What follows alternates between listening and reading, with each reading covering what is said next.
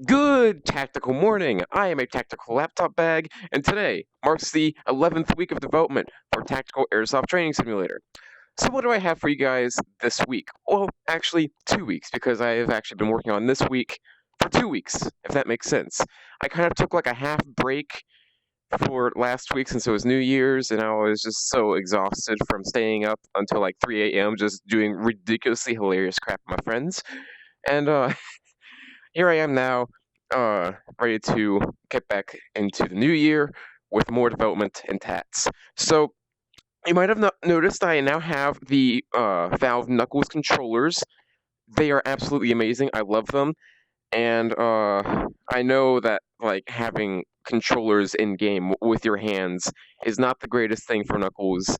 I tried to fix this, and it's a lot more complicated than it seems, because I have to like figure out when the controller is actually connected to the game, and then I have to disable it then. And I didn't find any documentation on when the controller tells the game, "Hey, I'm active now. Do things." So I get to delve deep into that one and see how to fix that. But all that aside, I worked on two major systems that I think are really necessary for TATS.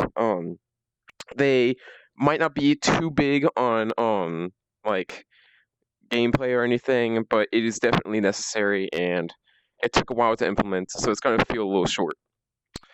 So let's see. Oh yeah, next thing I want to say is I also made a button or an action that you can assign to a button on your controllers.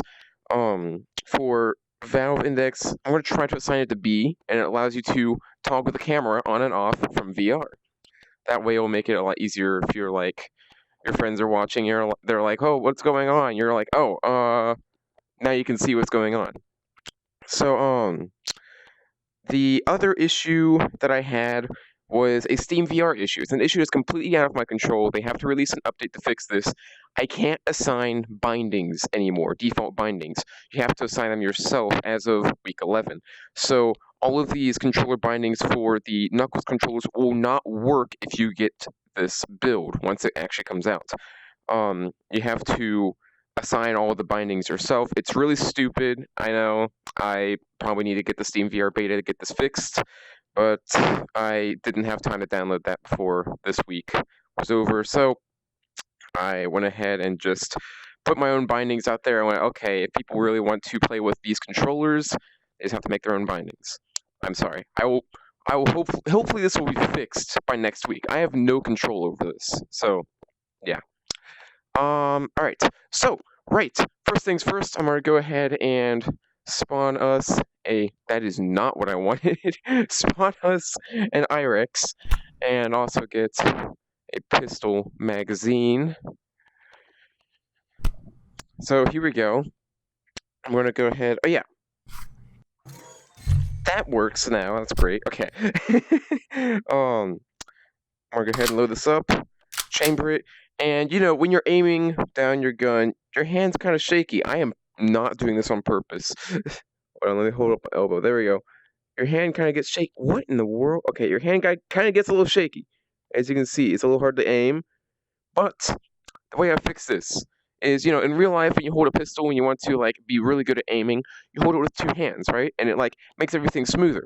Well, in VR, tracking has tiny little inconsistencies, and it can cause a few aiming issues. So how I fix this is by making it filter out your controller movement, so it's a lot easier to aim.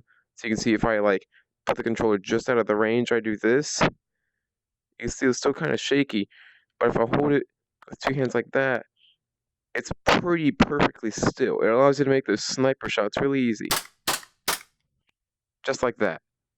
So yeah, the filtering on the pistol is like basically just kind of delaying the hand input, so that way you can just like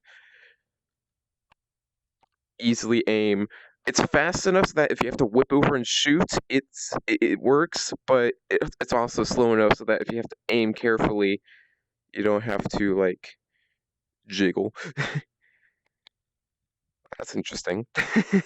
Yeah. So that's that. and of course it works for right-handed too. Just so you know, it works because I didn't test this with two-handed interaction with the rifle, and my friends didn't really like that too much when they tested this out. So yeah, there's that. So you might have noticed that I may have mentioned something about the pistol having that. So that means that, the rifle has this. The Masada has this. I need to do B3, that's right. So I'm going to go over and spawn a Masada here. And stick in my rich magazine there. So, oh gosh. There we go. Alright, so, this is really interesting. If you shoulder your weapon, if you shoulder it, it will filter out the movement. Sometimes it'll do that. I don't know why. It just does. But you can see it's a little delayed movement. It allows you to aim a lot better than if it was not shouldered like this. I swear, I think it's just I haven't eaten breakfast. That's why I'm shaking so much. Okay. But how this works is actually kind of simple. So it finds the center point up between your two hands here. So that'd be like right here if my hands are like this. And it orients these shoulder triggers so that they're rotated towards your hand. So that way, if you're aiming this way and you look over, your shoulders are still like, they didn't move with your head. They're still attached to your entire arms and your body and everything. Thing is, in VR, you have no idea what anyone's body looks like. You just have their hands and their head, so you have to make a lot of guesstimations for that.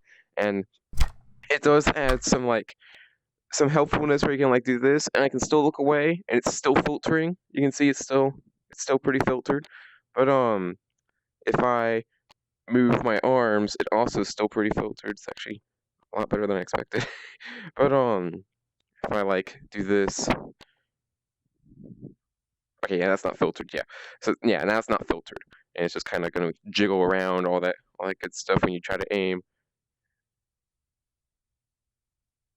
Okay, I am just losing tracking now. So yeah, when you are assigning bindings to your Knuckles controllers for this, let me give you a tip. Do not make grab grip react to the grips as a grab or a grip input, I think is what it's called. It's a grip or a grab input. Have it react as a trigger, and when you touch it, that's when it does grab grip. Because if you use grab, when you swing your hand around, it's gonna let everything that's in your hand fly unless you're gripping it like with a vice grip or something. It's stupid. I hate it. I'm not gonna set that as default bindings next week if they fix it next week. I believe that's everything for this week.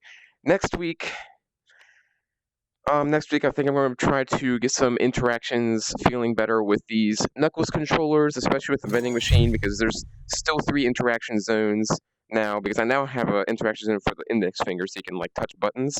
But of course, when you go over here, the one up here kind of interferes with your index finger, and it causes some issues. But I will see about getting that fixed.